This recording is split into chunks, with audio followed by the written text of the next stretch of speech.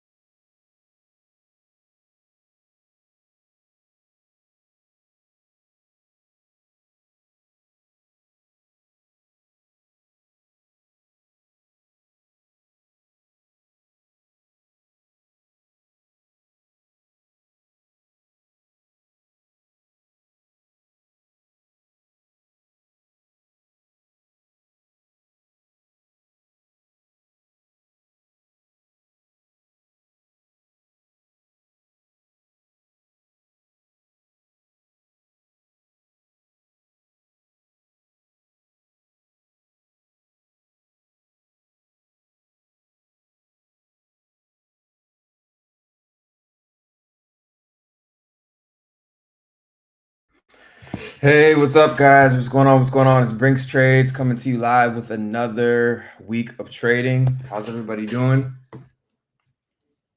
Okay, so we see Justin Dixon in the chat talking about tops, my man. What's going on? Hugo, what's going on? Good morning. Good morning. Tony Gold, what's going on? Let me see. Again, you know I love doing this. If y'all are new, you know, I love to see where people are calling in from or like watching in from. It was a really global community. You know, obviously trading is something that's you know, worldwide. So it's really cool to, you know that, you know, when I talk to people, I'm talking to people around the world and around the country too. So, yeah. So if you guys don't know me by now, obviously I am the resident indices analyst for Trading Nut podcast for platform. So I've been doing this, you know, trading again for 10 years. And so about 2014, 2015. So actually March of 2015 will be my 10-year anniversary. As far as the first week I went live in the markets trading. So it's been a long journey. I was actually just talking to a friend that when we first started trading, I was trading out of his parents. I was in college at the time, wrapping up school, and it was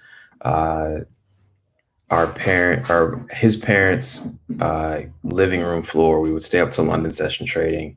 The first week we went live, and everybody knows by now my like $300 to $1,000 story and how I made that in a few days. First week, thought I knew everything, blew everything by that Friday, and ever since then, you know, it's been a journey to really master the markets and then master myself. And so I think I'm doing a pretty good job now. Always can get better, always looking to tighten up. But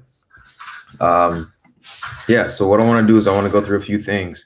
Obviously go through the indices, you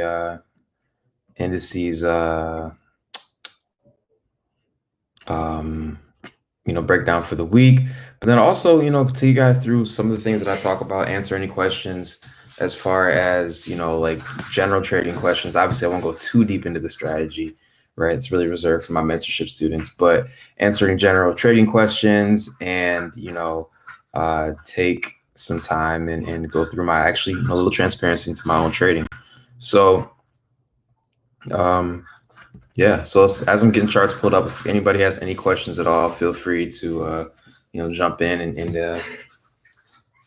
throw them in there. Motivation is a journey.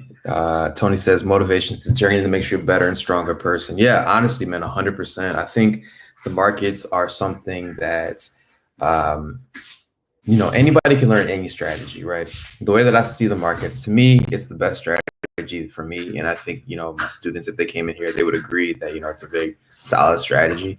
But strategy is only like a third of it, right? Obviously the risk management piece and the ability to control your emotions and yourself, right? You're going to learn a lot about yourself while you're trading. You're going to learn, all of your impulses, all of the thoughts in the back of your head about, trying to make money fast. And you really learn how to master yourself. I don't think you ever fully master the markets. You really master yourself when it comes to trading. So, so I think that's the biggest thing, is it really just does make you a better person over time. So, or a more controlled person, I think. Khalid, I hope I'm pronouncing it right. Khalid, Zenu says, thank you for your time. Always, I have no issues giving my time for this. When I was first starting coming into the game, I didn't have anybody that could help me do this. So it was really me trying to pull everything aside from like YouTube videos and like all these, like crazy downloaded, ripped off copies of people's trading programs and things like that. And so when I first started learning how to trade, like I had none of that. I had no mentor that could pull me aside and say, hey, this is how you do it. This is what you need to be looking for. This is how you manage risk. These are the days you don't want to trade. These are the days you do want to trade, like all of those things. So I just want to pay it back to the community, right? And, if you guys are finding value with this, like, share, subscribe. Follow me on social media at Brinks Trades. Jump in the Telegram. I'll try to provide as much value as possible. Tell people, right? If you have other people in your life that are traders that are looking for, the value that I'm giving for free, right, on these platforms, don't hesitate to share it out, right? So that's my big thing. So let's go ahead and get into the charts. If we have time, I'll actually pull up some of the Apex stuff that I'm doing right now. But let's go ahead and get into the charts for now. I'm trying to make this as small as possible, or my face as small as possible in this. Let's try that. There we go. Let's go back to there. Okay, cool. All right. So, by now you guys know that I look at dollar index, right? Just kind of give me a better understanding of where we're at.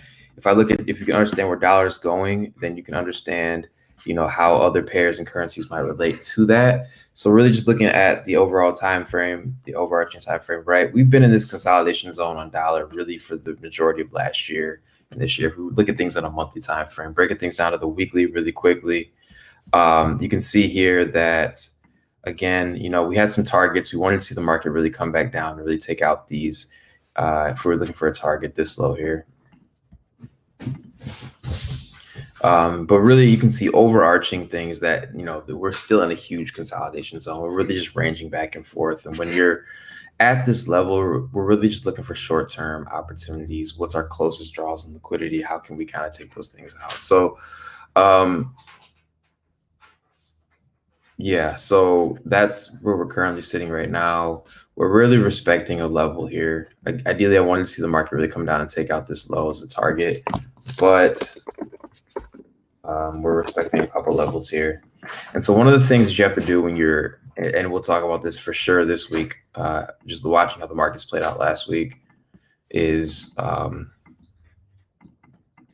how you have to be flexible with your strategy in the markets. Ideally, I want to see the market do a couple things, but if we're respecting certain levels over and over and over again, then it might be a sign that your strategy is going to change. So ideally, I wanted the market to come down and run down here and take out this low. We're getting a lot of respecting of this level here.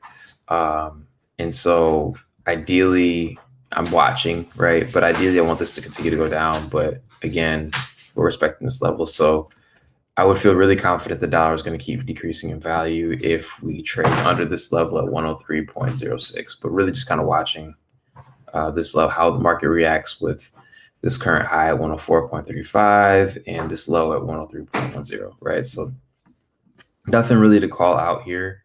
Get rid of this. These are old analysis. But yeah, so just kind of watching these things to see where we're at in the grand scheme of things. Jumping down really quick to the daily time frame. Same thing, we're respecting these levels here. So really we're just ranging. I don't have a confirmation that we're going to start trending back up to these highs. We might see that this week, but as of now, I'm still sticking with the sell bias that we're currently in on dollar.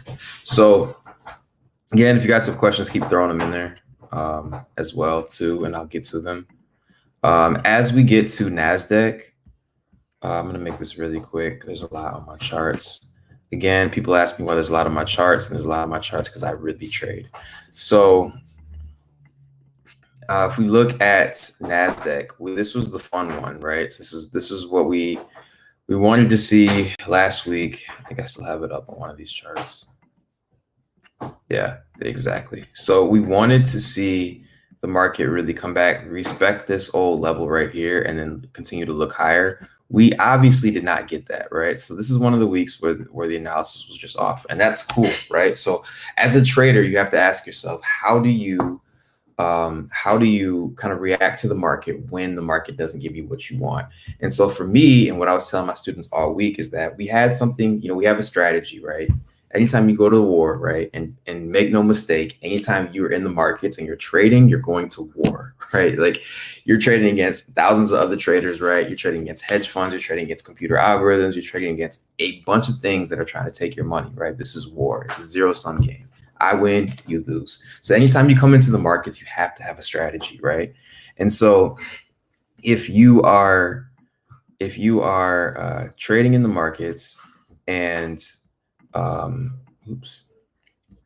your strategy does not work for that week, right? Your bias is off, etc. This is going to happen. This happens all the time. Anytime there's a major market shift in the market, your strategy is going to be off for that particular setup or that particular time frame. So you need to take a step back, right? Reevaluate what's going on in the markets, and then find, a new way to come back in, whether that's your strategy, shifting your strategy and making adjustments with what's happened, or figuring out where the market is trying to run to, right? And so last week, coming into the week, I said a couple of things before. I said I wanted to see the market go higher, right? And if you go back and watch last week, I said that this would have been our invalidation level for this setup. So that means at this point right here, at this daily time frame, I would no longer be looking to buy on this setup, and I need to see how the market is going to react, right? Take a step back, wait till the week closes, wait till the market closes. Otherwise, you're trying to buy into a trend that's not going higher, right? So with that being said, I'm going to get rid of some of this stuff on the charts because it's no longer valid anymore. And we did, and actually just making the quick note, we did hit our first primary target. Monday actually took out our primary target. So in theory, we did kind of hit one level that we wanted to see, but overarching, we did not want the week to end like this. And that's, again, it's okay, right? Like everybody has a plan to you get punched in the mouth. That's what Mike Tyson said, right? And so when you get punched in the mouth, how do you respond?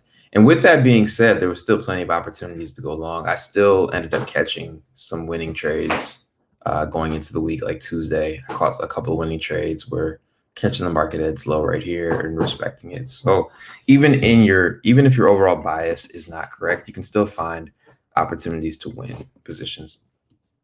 I had a bunch of students that caught sells, right, going in the opposite direction. Once we've kind of realized that the market was not going to respect our levels, I think Thursday for sure, Thursday and Friday, right? So adjusting your strategy and being able to kind of be fluid with the market situations is key as a trader, or just stay out until you understand what the market's doing. And to be honest, that's probably always the best answer, the best thing to do. So with that being said, what do we want to see for this week, right? Well, we traded into a few levels here, right? And putting this in perspective, we've been on a crazy bullish run. So it only makes sense that the market is going to want to come back and get some liquidity on these higher time frames, right? I don't think this is a long-term break of structure. I don't think we're there yet. We're also thinking about geopolitical events. It's earnings seasons, a lot of numbers reported. We had a pretty big moment last weekend with the election and one of the candidates in the election. That happened last Saturday. That was a pretty much headline news. I don't want to talk about it on the call, one, because I don't like talking about politics, and two, I think I don't want to get demonetized. I don't know what stuff here can demonetize you or not. So, so big moment in the US over the past week with the political scene here. And so there's also earnings reports. So as we came back into this zone here, we really retested a few levels, consequent encroachment at this level here at 19,663, and really respected it, right? So ideally, this is technically a break of structure on the weekly time frame. I'm really, really looking to see how we respond to these levels, how we react. There's our order block here. And so when you don't understand what's going on your respective time frames, go a little bit higher, see if you can get a better picture of what the level is. And so there's a couple levels here that I'm looking at here. Technically, we closed underneath this as a break of structure, but this could be just a fake out because we ran for a level of liquidity. So I'm really looking to see how we respect these levels. If we start off the week by really going down and taking out and really digging higher on Sunday, Monday, Tuesday, then I would expect the rest of the week to really kind of play out going back higher. I'm not fully convinced that this is going to be a long-term short. With that being said, there's a few levels here that I'm really watching closely. And as I get rid of all this now, it's going to be a few levels that I'm really watching closely. I want to see the market really trade above this level, this consequent encroachment level of 19,631. That's going to really let me know that we're bullish. And so the whole point here is that I'm not going to be really grasping for falling knives, right? If we're bearish, then we're going to know, right? And right now we're bearish. There's not really a reason for me to try to buy into this. On the daily, we're in a bearish trend. Technically, on the weekly, we're in a bearish trend. Right, we're at a key level on the weekly, but daily we're bearish. 4 hourly, we're also bearish. It's not really smart to try to buy this. You're not trying to catch a falling knife no matter. I need the market to start giving me signs of bullishness, right? And that's respecting certain key levels like consequent encroachment. If we find ourselves trading throughout the week and we're respecting this level, we keep coming back here, we keep closing above it on the 4 hourly, the daily, right? It's going to let us know that maybe there's a sign here that we're going to continue to go long. If we start to really trend underneath this, right, and really start making aggressive moves below this level, then it's going to let me know that maybe this run isn't over yet. Breaks and shift in market structures, on these 1 hour and 4 hour time frames are things that I'm going to be looking for to see how we respond to this level. Ideally, though, I do not want to really buy into this until I start seeing this. I would love to see again close above CE at this 19,640 level, and then really start respecting some of these market structure levels there. So as of right now, I can't really trade. I want to see this go bearish or bullish again, but I can't really call bullishness out until I see that level. Another level that I'll be watching here is this zone here. Once we trade back into this, because I think we will come back into this level eventually. The question here is, how are we reacting to this? And this will probably give me a better understanding of the long-term trend here, right? If we come into this zone and we really are respecting this level, then we could see something like this in the long term. Boom, right?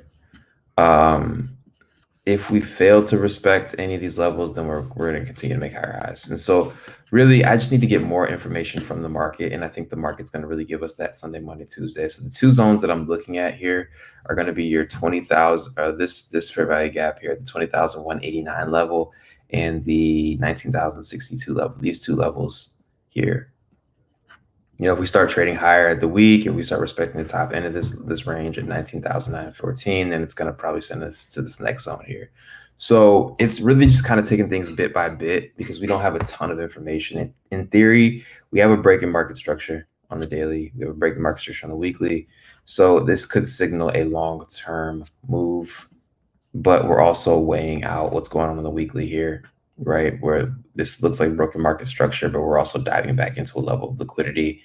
And we're also respecting that level of liquidity currently. So there's a lot that you're trying to balance and manage out as a trader while you're taking these trades. And right now, I just need more information. So going into the week, I'm not going to be looking to take any trades until I see, well-respected levels there. And then, obviously from there, if you're one of my students, then,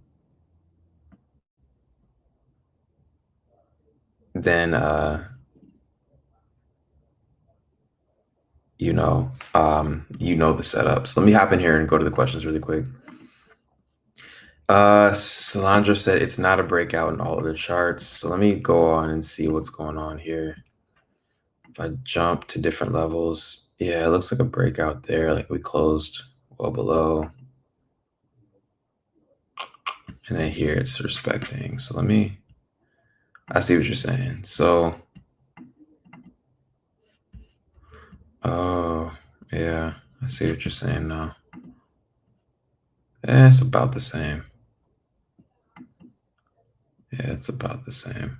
It's not breakout past that level. You're just not breaking structure. I see what you're saying, which kind of lends itself to the idea that we might still be going bullish. So I know long term, yeah, I see what you're saying now. It's kind of breaking out on some and it's not breaking out on all. That's just going to be varied based on, the individual chart itself. There's different volumes of different charts, different liquidity levels, different liquidity on different versions of the same chart, because obviously it's not going to be the same amount of money passing through the E-mini NASDAQ that it is going to be NAS100, right? So this also kind of lends itself to the idea of potentially bullishness over time, something like this, right?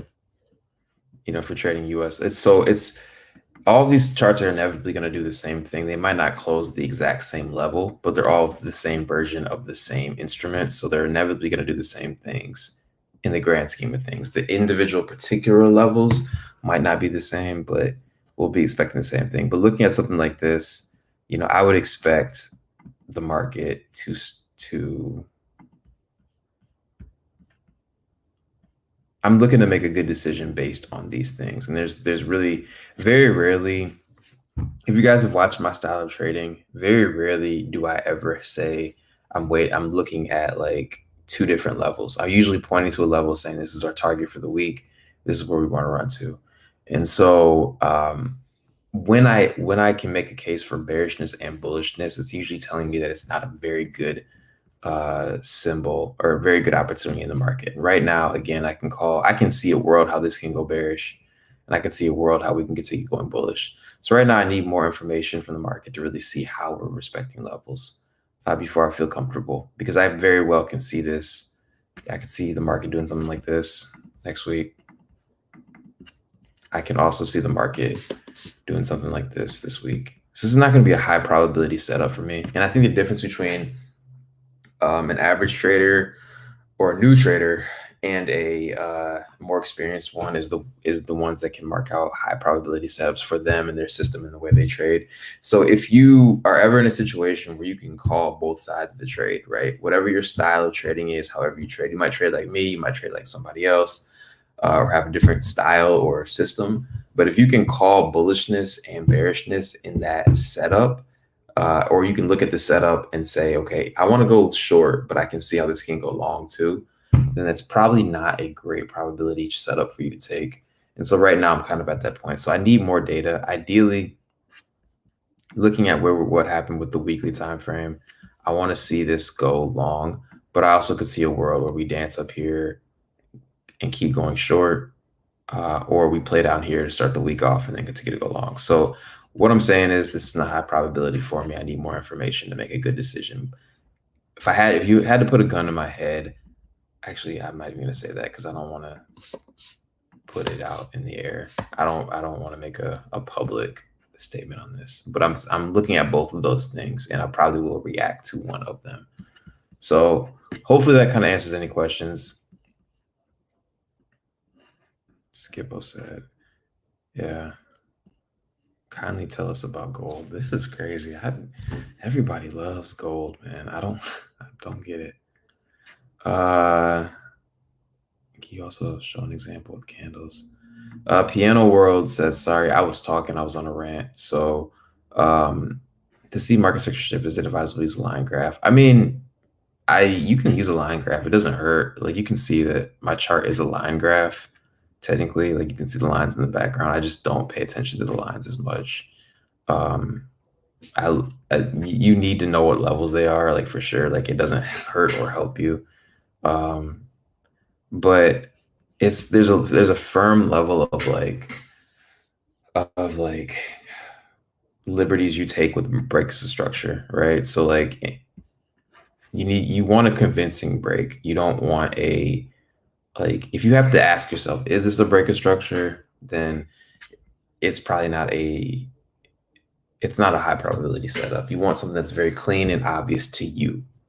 And sometimes the obvious move might be something like this. The obvious move could be like if the candle just came down here and closed, like whatever because you have to execute on your trades, right? You have to take your own trades. And so if you're looking at this and you're saying, okay, this feels like a break of structure for me, then maybe it is. I'm also very conservative. A lot of times you'll see multiple lows in a run that's broken, and I usually go for the most clear swing high or swing low point that's broken.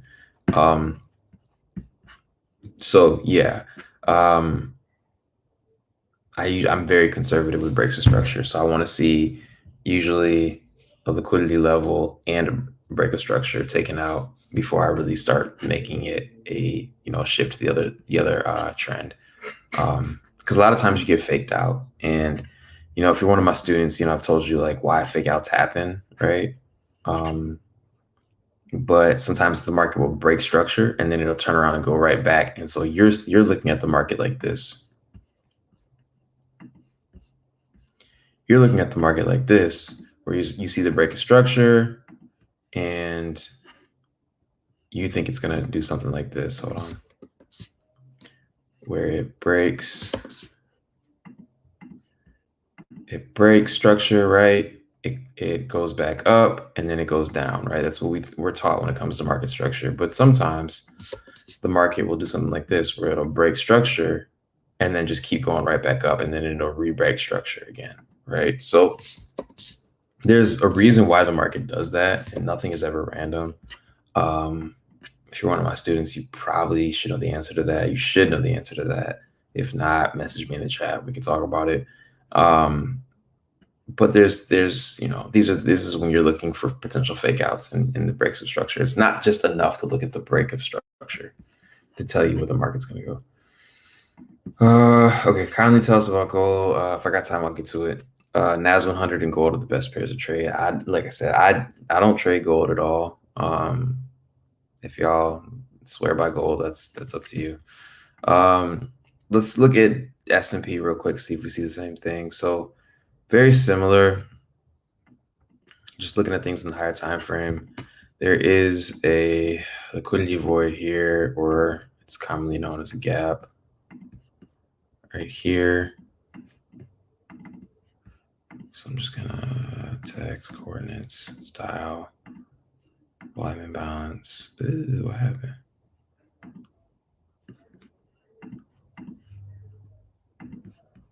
There we go. Brother. Okay, so we got this right here.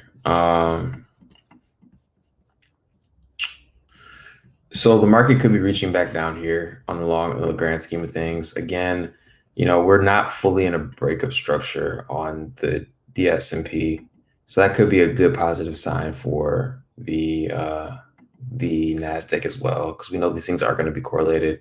Levels that I'll be watching this week is I want to see how the market, we close under CE. So boom. So we did close under consequent encroachments. That would have been a level that I would wanted to see how we respond to that. But we're very close to it. So it's like when you're, again, a lot of these things that I teach my students, you take them with a grain of salt. You use these levels, these exact levels, as kind of like, you get to take some liberties with them. So the fact that we closed at or around this level could be a sign for bearishness or bullishness. We failed to respect this old gap here. And this is just higher time frame stuff. Again, when the market doesn't run your way, you need to see what's going on in these higher time frames. So we didn't respect this. So really, I'll be looking at certain levels to see what's going on.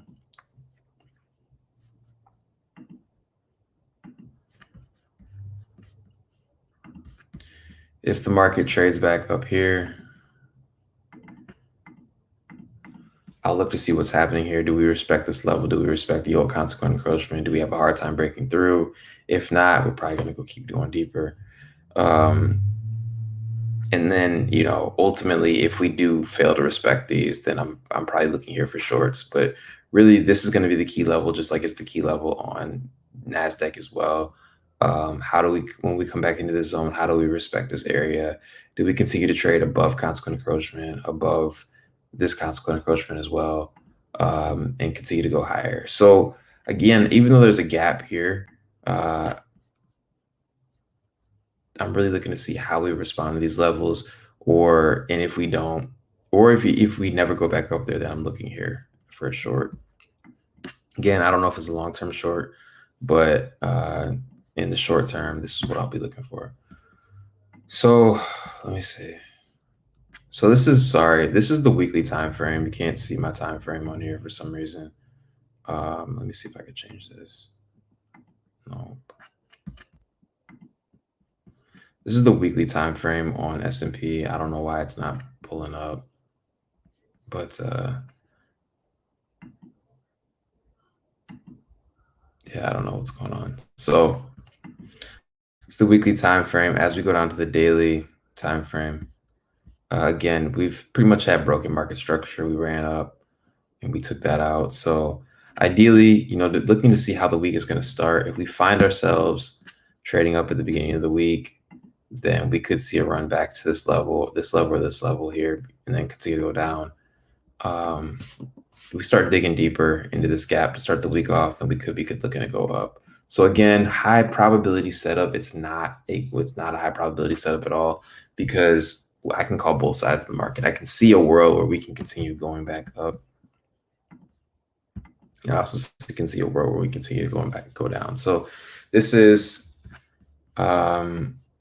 and if we talk about my students, we talk to my students, we're technically in a discount.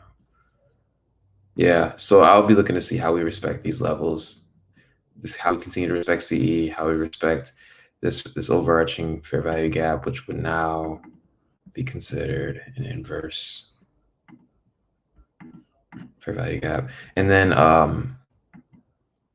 you know, how if we do respect these levels, that means we're probably going down and we're gonna end here. So I'm looking at these zones, really this level and this level, to see how the market reacts there, so I can get a better understanding of the overarching trend in alignment with the time for the week. So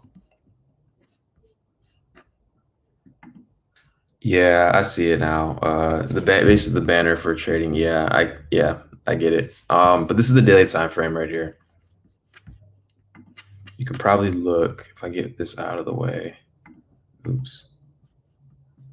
If I get this out of the way, oh, you can't see either.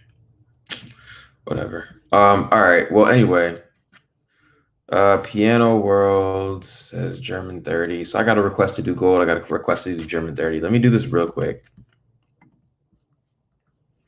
German 30.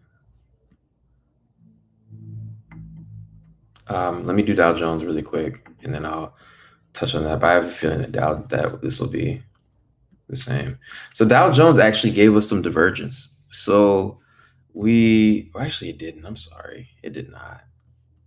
So we ran up here, took this old high out, and we closed above this. So we have a really good opportunity to continue going long on. So this might overarching. Well, let me take that back.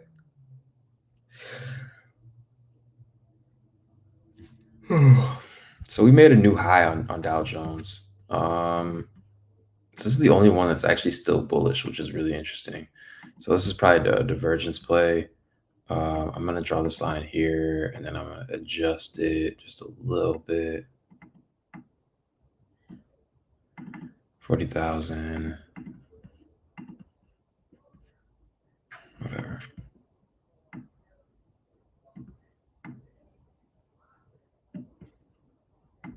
Yeah, so that's CE of this wick.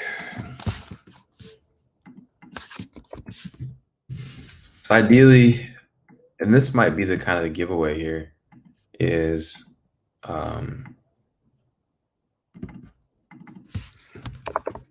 we might be bullish on that, on Dow Jones, which might signal that we might continue to go back up for the rest of them as well. We know these things are going to be correlated most of the time. Usually when one breaks correlation, it's kind of letting you know what's going on. So we dug up here. We really closed below this. So what I'll be looking for here, since we haven't broken structure on the daily or the weekly, is for us to really continue to respect a few levels. This level here, let me get rid of a lot of this because we don't need this anymore.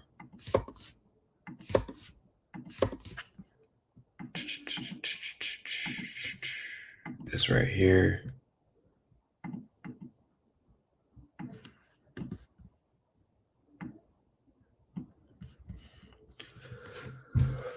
See how the market, excuse me, see how the market really comes back into this zone and then takes it higher here. So that's what I'll be looking for in Dow Jones, which might signal that the other ones are going to be more decisive and bullish. So we'll be looking to see how that reacts, like that level to be respected and things to continue to go higher.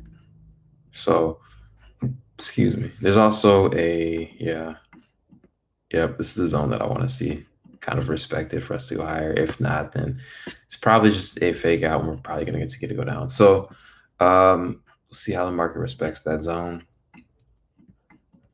And yeah, so let me look at some of these indices real quick. 40 futures. It's been a while since I've looked at this.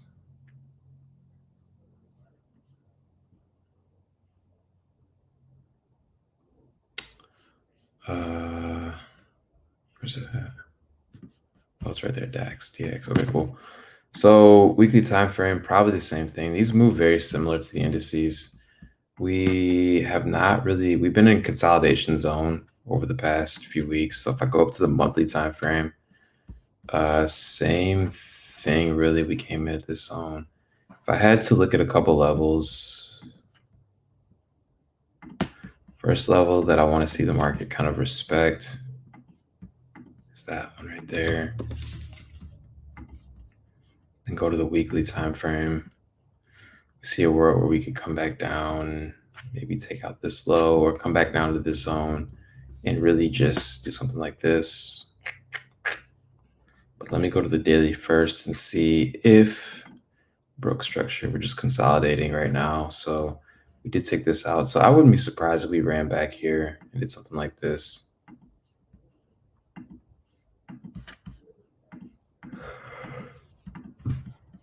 On German 40. Oh, this is not. This is German 40. Okay, cool. 44 hours, same thing, really just the same thing. It's just a lot of consolidation. So ideally, if we're still bullish, I want to see the market really run for a low and then go higher. It's got to give us the setup. So these analysis are only one part of the trading, right? So the analysis is just I think I know where the direction is. You still have to be able to execute on the trade. So that's the second part that's really hard. Yeah, so so it's, you know, a lot of these indices are going to be related. So Tony says all three of them look the same, have the same legendary pattern. They play out once they play out. Yeah. So it's the same, man. I mean, like these markets are controlled. They are very controlled. Let me just leave it like that. It's not, this is a game. It's one big video game. Anything that usually happens with money happens for a reason. There's not really any, like, you know, unpredictable or unpredicted or uncontrolled things when it comes to money. So that's German 40. I'll look at gold really quickly. This is because everybody keeps asking about gold. I don't know why. Like, I want to see a show of hands. Like, who in here trades gold? This is not to like scrutinize anybody, but like if you trade gold, drop a comment in the box.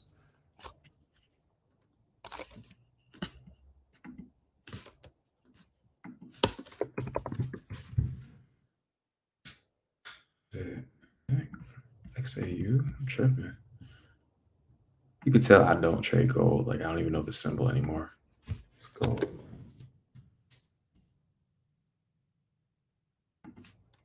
There it goes.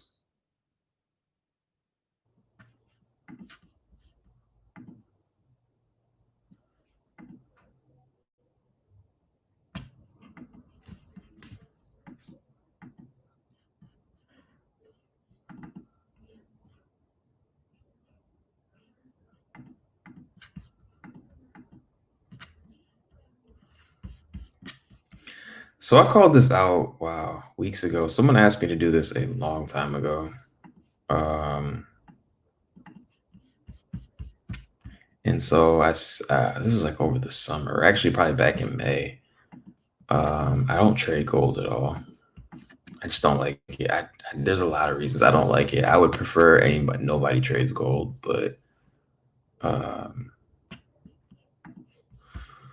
yeah, but y'all love it, so I don't really get it. But I trade gold. And so I guess why do y'all trade gold? Skippo, right? Justin, G5 the Savior, like what's the draw to gold? Like why do y'all like trading gold? And this is I guess to help me understand, right? I'm not trying to make fun of y'all or scrutinize, but like why do y'all like trading gold? I might learn something. Anyway, so in the meantime, I think this has a really good chance to continue to run down. I think once we hit our long-term target, and I think we're probably going to see this kind of tank and melt a little bit. Let me go to the 4-hour. Yeah. A few things. Trend line, liquidity building built up. So that's going to get taken out. And then really here,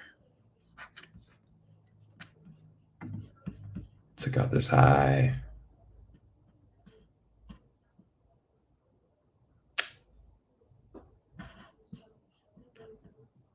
To the left on the right. Yeah, I think this is probably going to continue to run down. If I had to take a guess, I would say this.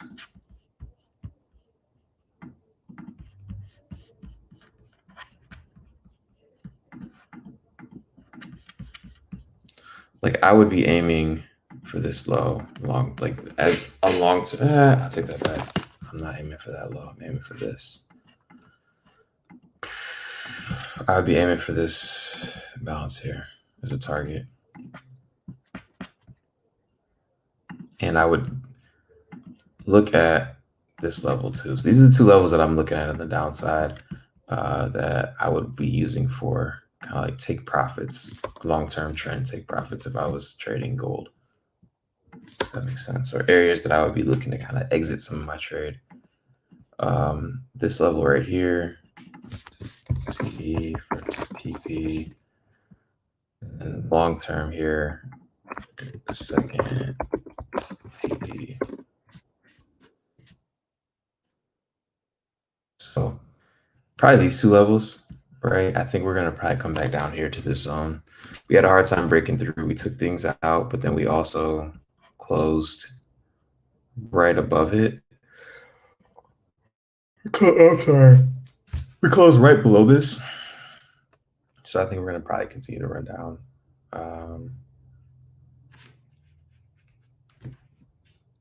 So I would look at these two levels, that consequent encroachment and that fair value gap right there on the higher time frame as a kind of like reminder or a reason to exit. So that's what I'm looking for on gold. I think you're probably going to get shorts on that, especially since we just ran a higher level, high out.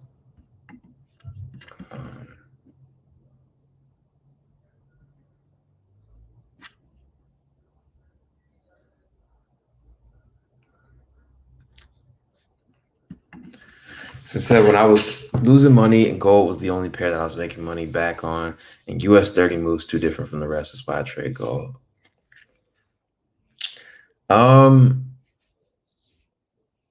Yeah, I mean, to be honest, man, you can look at traditional Forex currency pairs too, because gold is essentially just a forex currency pair. It's XAU USD is no different than like Euro USD. It just moves a little bit faster. GJ, someone said GJ. I used to trade GJ a lot when I was trading forex. It was one of my favorites because it moves a lot, like in indices, in terms of like how many pips it moves in a session. So yeah, I think that I would say like a lot of people, if you've only been trading, I would say like if you came in the trading game around like 2019, 2018, 2019, that's when everybody started making a shift from like forex currencies and they started trading indices, right? And a lot of people, like the big name people like Q Banks or whoever, right? They started moving from like forex specifically to currencies. One, probably because forex was starting to get a bad rap with like those network marketing companies or the IML stuff that was selling. They were selling kind of like network marketing, kind of like pyramid scheming services. And so they needed something that would kind of separate themselves from that. Like I'm not a forex trader anymore. I'm an index trader. But if you trade forex, I would argue that a lot of people are not really ready for the volatility that indices kind of provide. Like you have to train yourself to see the stuff the price is giving you over and over and over again. And it happens so fast. Anytime stuff happens fast, you're more prone to make mistakes or read the market wrong or not protect your stops, right? So I think one of the reasons you might like gold is because it just moves more like a forex pair. It moves like a little bit faster forex pair because it is. And so I would say like maybe instead of trading gold, like go back to a AUD USD, a Euro USD, and just maybe increase your contract size. But over time, what happens with gold is that the reason I tell people not to trade gold is because it is an event-driven market. So it only really moves when there are big things happening, right? And basically what happens is gold is a safe haven currency, right? So like anytime people hear of like wars or political conflicts or election time, right? People always feel uncertain for the future. So they take their money and they put it in gold, right? So it's not a market that really drives crazy, right? So if you look at an election year, right? You see how we're in an election year. There's been a lot of rumors of some political things going on. This is January. You see how we moved up like this. Then you look at the previous years. Look, 2023 was pretty much flat. It was very flat. 2022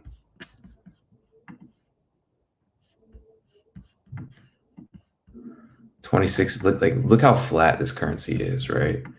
When does it start moving up? Well, 2016, right?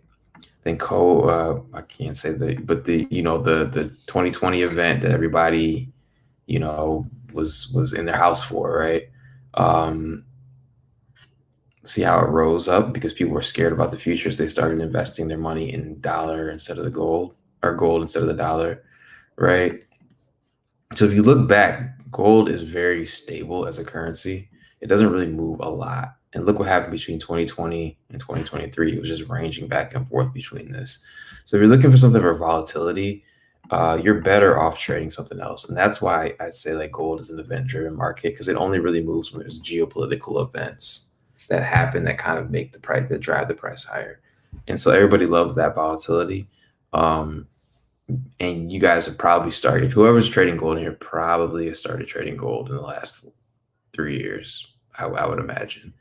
And that's why, because the last 3 years or so, there's been a lot of people trying to invest money in gold, like outside of just like day trading stuff. But a lot of people are investing money in gold because they're not sure what's going to happen, right? We're hearing rumors of crazy overseas conflicts. We're about to go through an election, which we don't know is going to happen. And so all the people in the world, or at least in the US, are scared. And so that's what happens when people are scared. They invest in gold because they know that gold is not going to lose its value. It's going to hold its value, but it doesn't really lose its value. See, like market range, it hit this high kind of range. It's not losing its value here.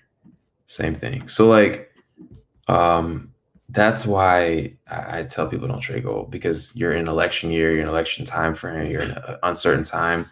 Yeah, it's going to look really crazy. But if it doesn't, if we're not in those times, it doesn't move as much. And so you're going to be really frustrated. As a day trader, anytime you're frustrated when stuff's not moving, you start trying to force the issue, it throws your psychology off. So why not just find things? And every market has cycles, right? So every market has cycles that like they go through. So currencies, like when I first started trading in 2015, Euro USD would move 300 pips in a day. Like it would feel like an index, right? It would feel like um, it would move pretty much the same amount that you would see in an index. You could put one contract on Euro USD or one standard lot on Euro USD, and you'd walk away with like 3,000 in a session, 3,000. And that's just one, because they were going through a lot of political things, a lot of swings in the market that caused that currency to just go crazy. Same thing in 2020 with COVID, right? Or the event. Like for demonetize, if y'all wonder why I'm not saying this, because I think it's like YouTube like monitors words and like you kind of get demonetized, or you could get demonetized, and I don't want to have that happen to the Trading Nut podcast. So same thing with Euro, right? Like if you look at Euro, what happened in 2020, like this was the start of the market, right? The dollar, as the dollar was decreasing, right?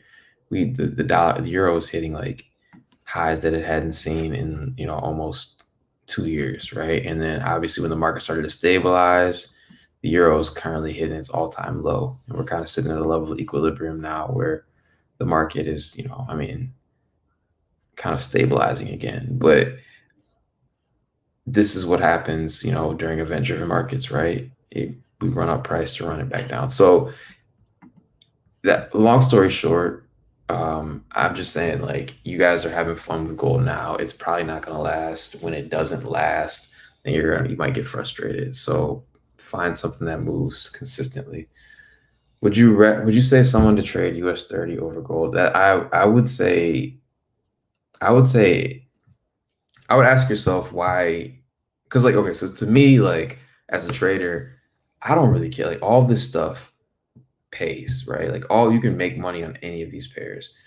I would ask yourself, why are you so stuck on US30 versus another index like the S&P or NASDAQ? If we've shown that all three of these things can move, like, they move similarly, and you're saying, and I think you said this in other calls, Skippo, that like it just moves crazy in relation to the other two. So why just not trade the other two, right? So like, why would why not just trade NASDAQ or S&P over US30 and get rid of US30 altogether, right? So that's what I'm saying, is like, you might have to get used to the lot size. Like, that's cool, but that doesn't take that long to get used to once you figure out what your lot size is, what your risk, and how to calculate risk on that pair or that chart. Because I hear a lot of people say US30 is crazy in comparison to the other, and it is. It moves like the redheaded stepchild of the indices. It doesn't move great.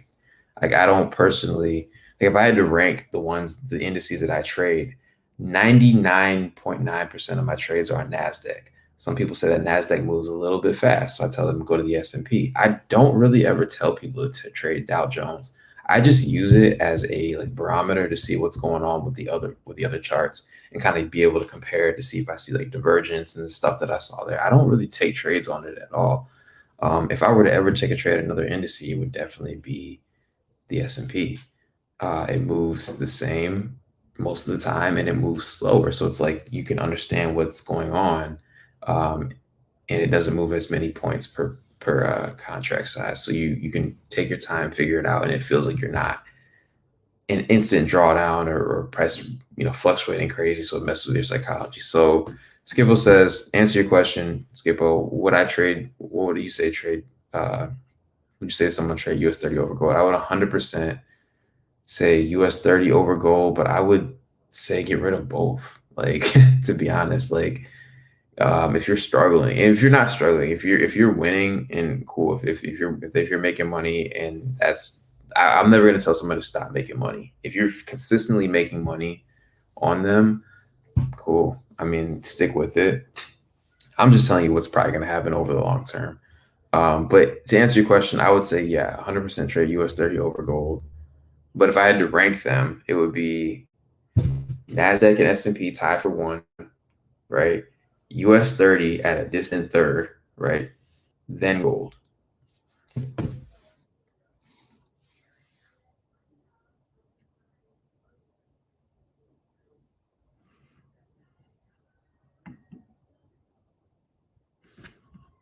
Gotcha. Okay. I trade NAS100. I can't trade NXP on the prop firm with the max lot size or the contract size. I would say, man, look into Euro, look into GBP US. Actually, I would say look into GBP USD because it's not really when it comes to forex and when it comes to like trading in general, it's not really about how fast these pairs move, right? It's really about what you're saying. Like what most people say is like when you're trading and you're like and people are picking pairs and they say, hey, this wasn't moving as fast enough for me, or it wasn't moving, whatever. What you're really saying is you don't have enough money in your account to get the number on the screen that you want to see in the session. So you might only make $300 on Euro USD versus like $10,000 in the same amount of time on NASDAQ, right? So what you're saying is you don't have enough money for the volatility most of the time.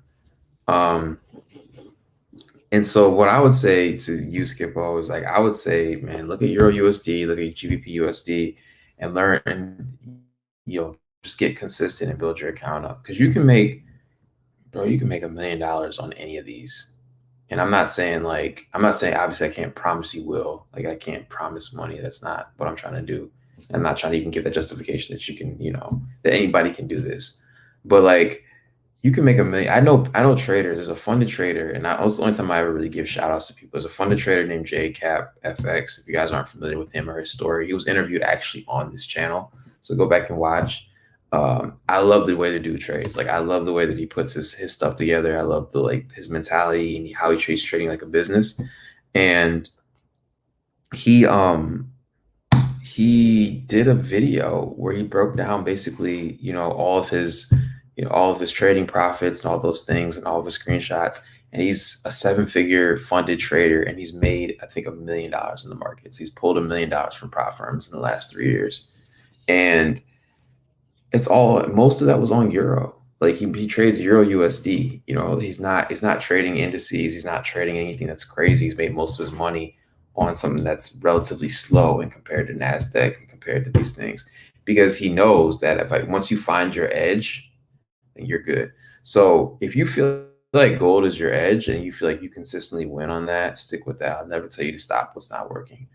But if you're asking what I think is the easiest to trade on over time, I would probably put US30 and gold at the bottom of whatever list that you're coming up with, in comparison to NASDAQ and S&P, right? I still think US30 moves, and it just moves differently than the other two, but the other ones are a little bit more predictable, and they have their seasons. But for the most part, NASDAQ and S&P are the ones that I think move the best. And NASDAQ is like the good middle ground. Like it doesn't move as crazy as US30 because you have to think about the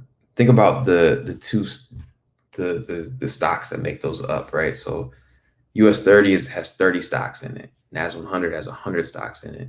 US500 has 500 stocks in it. The reason why those move in increasing order, like US30 moves crazy swings, NAS100 is medium-sized swings, and US500 is like less volatility, is because there's less stocks as you go from 500 to 30. So that if you have a bad day in the market and the top 30 stocks are just tanking, your market swings are going to be crazy bearish. Or on the opposite, if you have a good day, it's going to be crazy volatile swings. It's based on 30, right? Whereas you have the average of 100 or 500. And so it's a little more stable and it's a little bit easier to read. So that's what I would do is like, if I wanted to trade indices, I would probably look at US100 or NAS100, whatever you want to call it, and US500 as the two, right? I would even start with US500 the same way that you trade Forex. Like no one ever starts Forex by trading GJ, right? GJ is like the most volatile Forex pair, right? You don't come in the game trading. Um, you don't come in the game trading GJ and expect to be good. You come in the game. Most people get introduced with Forex. They start out with like Euro USD, or they start with AUD USD, and then they move to like GBP USD, which moves a little bit faster, and then they might settle on GBP USD, or they might, move to a metal or whatever you guys want to do. But you don't come in the game with the most volatile thing. You'll like mess yourself up. So you start with the slowest thing and then just kind of graduate. So if I had to have anybody come in with indices, the S&P is a good one. US 500 is that's the best one to come in at and learn, and then move to NAS100. And then if you want more volatility, go to US30. But you're basically coming in the game with the most volatile one first. And that's why you're probably, experiencing all the craziness that comes with that. And if you find your edge with that, cool. But I mean, I found my edge with NASDAQ, and it's the middle ground. It's not as fast and it's not as slow. And, that's the only one that I trade. Like all the money that I've made trading indices, I'd say 99.9% has been on NASDAQ. 95. There's been some S&P trades, but like I don't really trade S&P. So that's my soapbox. I'll stay off it. But again, if you guys are profitable and you feel like you're consistently comfortable trading, like it's not like when you enter the markets, you're scared because you don't really know what you're doing, or it's lucky or whatever. Like you win and you know why you won, and you lost and you know why you lost. Like if you know those things, and you have a firm degree of comfortability in the markets, like you're comfortable trading, and it's not just like all this roller coaster ride every single time you trade, then don't listen to me. Keep doing what you're doing and keep winning, because you have something that works. But if you're like in the middle ground and you're like, some days it just whoops my ass, and then the other days like it just like I win, but I can't really, like I never really feel comfortable doing this, then maybe you want to take a step back and change it up. Yeah, Tony. So it's really just like it's the average, right? So like if you think about it, like if you have an exercise and you have 30 numbers, right? Let's say you have 30 numbers, and these 30 numbers are like really high numbers. Like each of these, it's like a million, a million, a million, a million, and like 30 times over, right? That average is going to be a lot higher, right? Um, then, and that's why if you look at the S&P, right?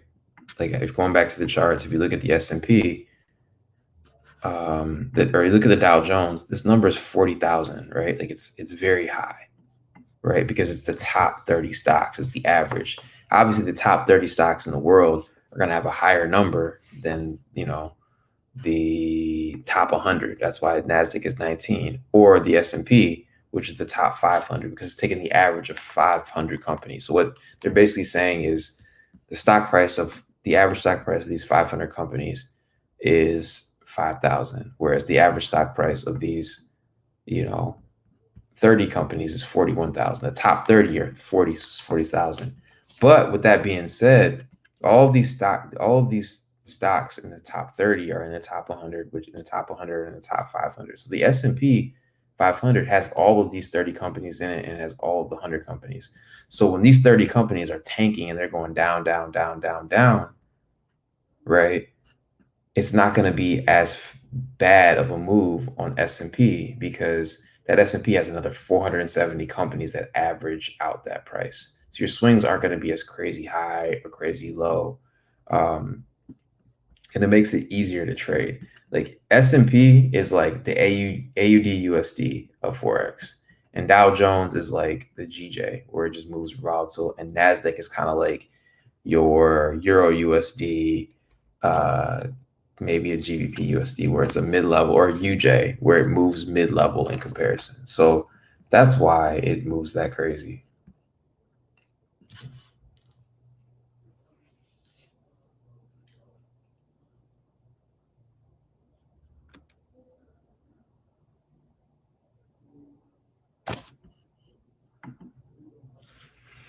Yeah, and I'd say like if you trade gold, and if you feel like gold is um that's your move and that's your thing. Like I said, I will never tell anybody that's consistently winning. If you can pull up your stats and your TradeZilla and you can say like, look, I win 60% of the time, and when I win, it's a 1 to 2, and I consistently make money on gold. You know, forget what I'm saying. Do what you keep doing and keep winning. But if you're struggling and you're wondering why you're struggling, it might be because you're trying to trade something with the most volatility instead of trying to trade a slower volatility or something that moves better, and is not event driven, and then just stacking up your contracts as you get a bigger account, right? So that's just what I've seen over time. So, and you got to figure out what you have your edge on. So I can trade anything. You put anything in front of me, I can trade it. I could trade gold, right? Like if I really needed to, gold was the only thing. Clearly, I could trade gold. I'm calling out long term targets on this, right? This is something I did back in May, right? So I can trade this. It's just, um, where's my time best spent at, and that's on NASDAQ, on the indices. If I ever trade Forex again or currencies again, it'll probably be currency futures like the Euro futures. So that's all I'm saying. So if you guys have any more questions though, feel free to drop them in the box. I got a couple more minutes. I got about 5 more minutes that I can stay on, and then um, you know, we can go from there. Also, too, again, I'm not, like I said, I do have a Telegram chat. If you guys are not in the chat, I will drop it in the call.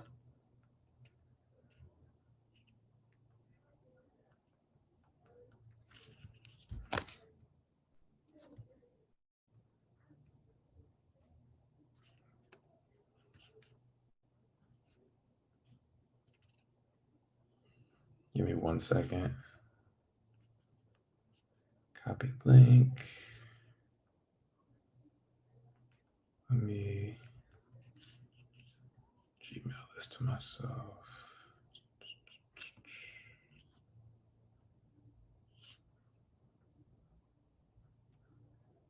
And as I'm doing this, if you guys have any other questions, feel free to drop them in.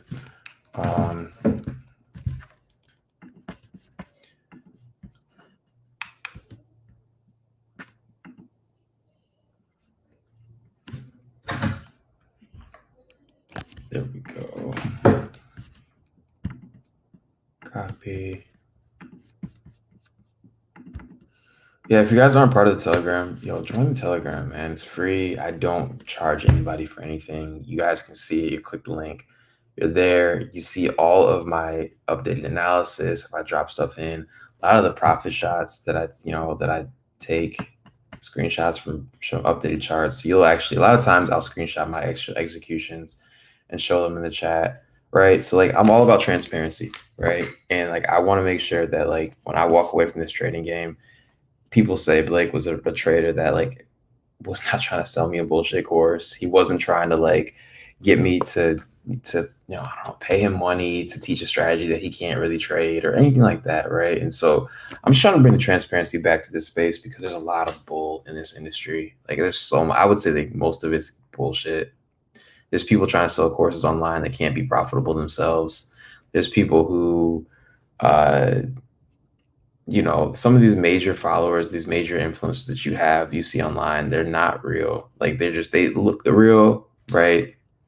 They might go to Miami for a weekend, rent a Lamborghini and drive around in that thing and really make you think that they're really buying, that's really their car. I've seen crazy stuff, man. One guy told me that he would go to Miami, rent a Lamborghini, bring about 10 different changes of clothes, and do a whole photo shoot of him wearing different clothes, driving the car to make it look like he was driving it on different days. And it's like, bro, this is crazy. And it's all the Silla course. And this is the reason that you're struggling as a trader.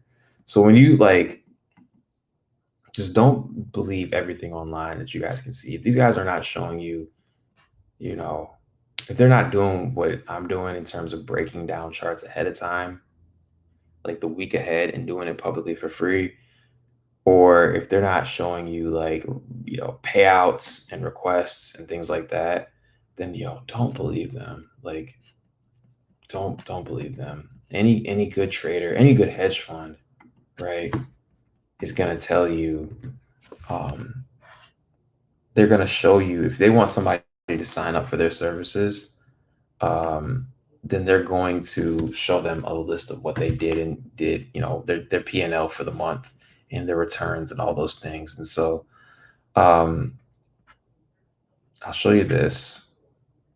Um,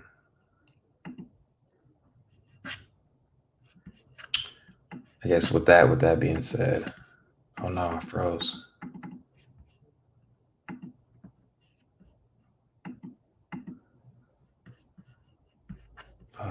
Shoot.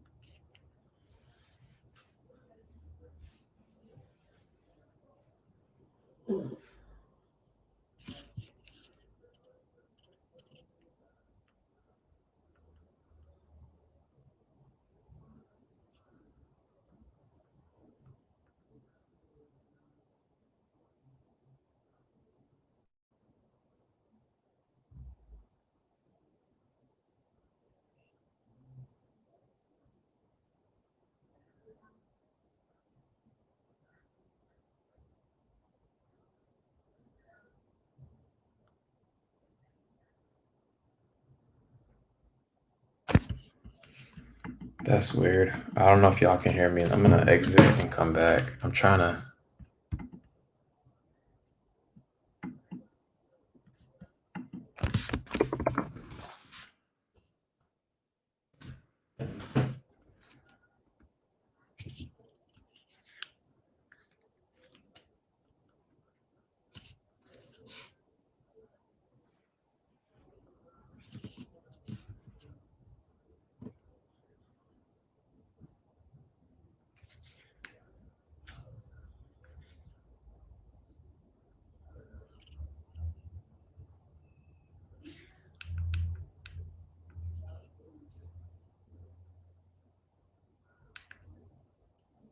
Yeah, if you guys can still hear me, I'm going to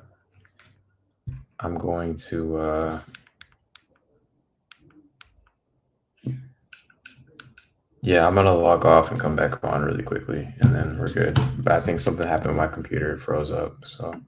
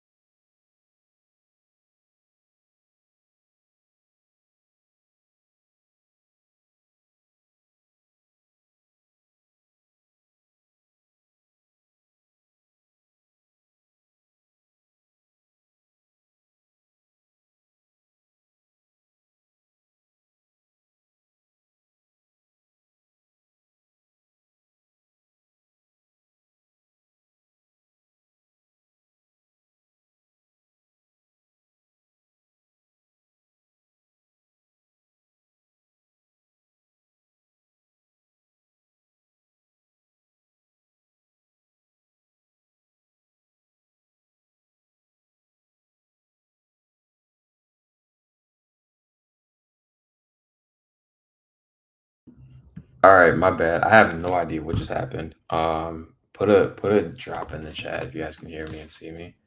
But the only thing I was going to show you guys really quickly is, well, I'm not even going to show it. If you guys are in the Telegram chat, like I said, I'll drop a screenshot basically of the payout stuff that with Apex. So like I was saying before, if your mentors are in the chat and you're in, sorry, mentors in the chat. If your mentors are online and they're trying to sell you a course or sell you something that they think is, you think it might be good, ask them for the screenshots, ask them for their thought process. Where's their live trades at? Where's the things that they think that make them a good trader? Can they show that? Or are they just showing themselves riding around in a car? And anybody can rent a car. I can go, trust me, if you make over $10 an hour, you can save up and go rent a Lamborghini in Miami for a day. It's not something that's like unfeasibly like expensive. So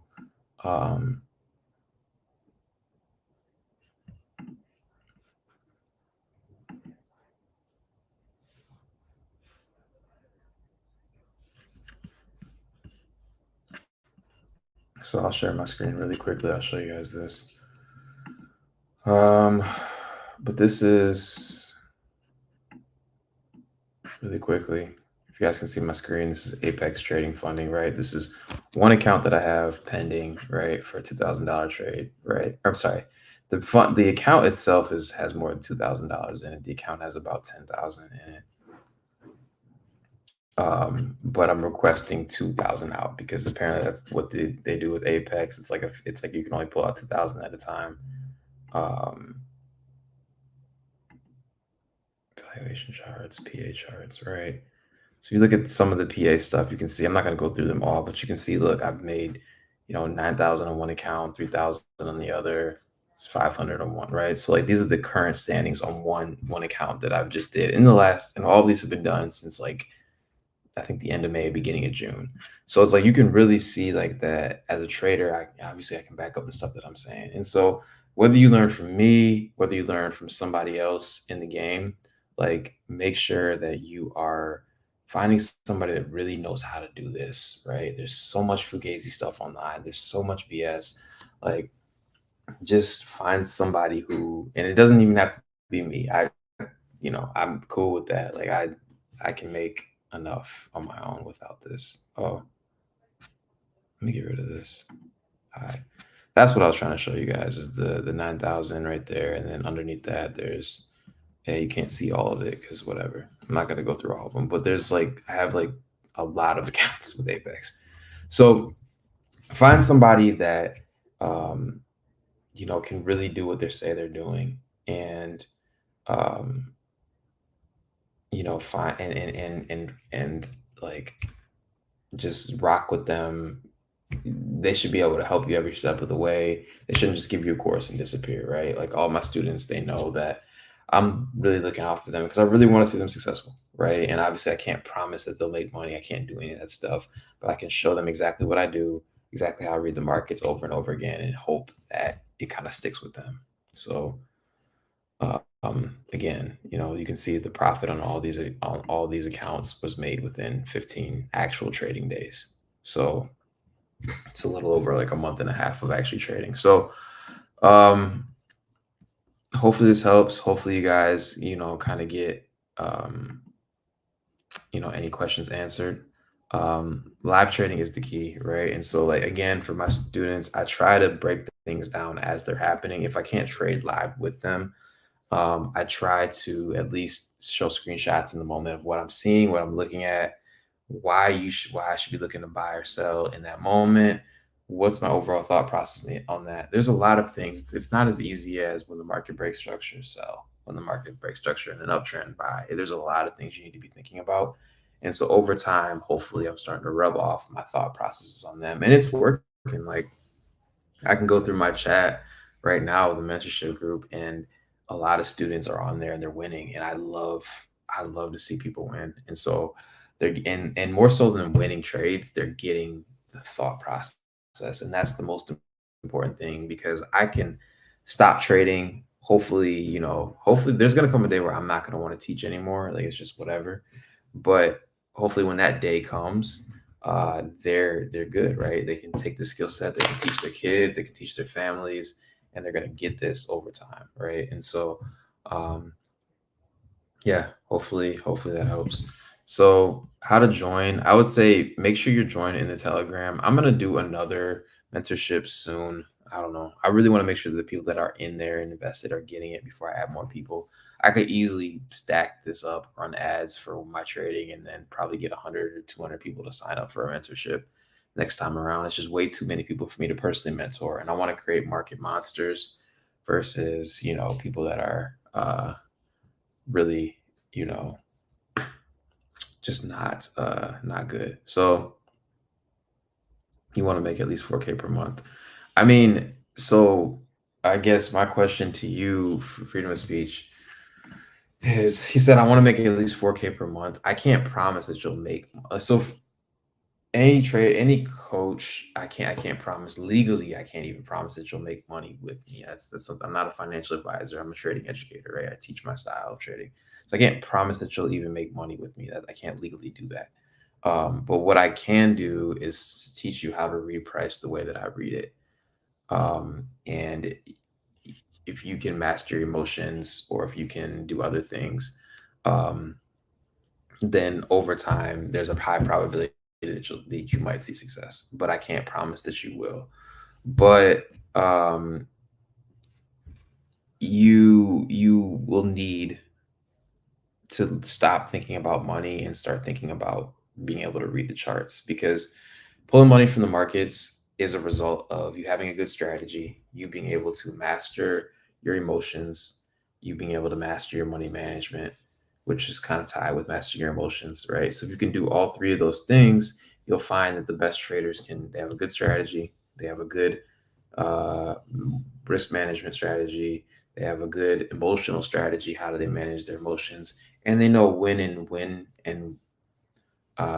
when and when not their strategy doesn't work, so they can get out of the market. So hopefully that kind of answers. So Justin Dixon says, I want in. So what you can do is go back up to this chat and join the Telegram here. If you scroll up, you'll see this link right here. If you need me to repost it, I'll repost it, but I gotta find the link again since I had to restart my computer. But this link right here, if you scroll up in the chat, you'll see it. Join the Telegram the Telegram that I have for tick ups. That's the name of my chat. It's a free chat again, and stay locked in with me, because as I open up the doors for the next mentorship, I'm going to make sure that the people that have been inquiring about it are on that list. So let me know. Once you get in the chat, you can pretty much, I'm the only person that posts in there. It's not like an open chat. So you can reach out to me directly and kind of say, hey, I want in for the next one. And I'll make sure that you're added to the list as far as, the next mentorship goes. I'm not sure when that'll happen. Again, my first priority is to make sure the students that I got are good. But as that doors open up for the next one, then, I'll make sure that you guys are included. So that's all I got. And I stayed on way too long. I usually try to make this an hour or less. But if you guys have any other questions, again, hit me in that chat, and we'll go from there. So appreciate your time. Again, Brings Trades. Follow me on social media. Follow me on the Telegram. Stay locked in. Hopefully this helps you guys. And yeah, let's have a good trading week. So appreciate it. Peace.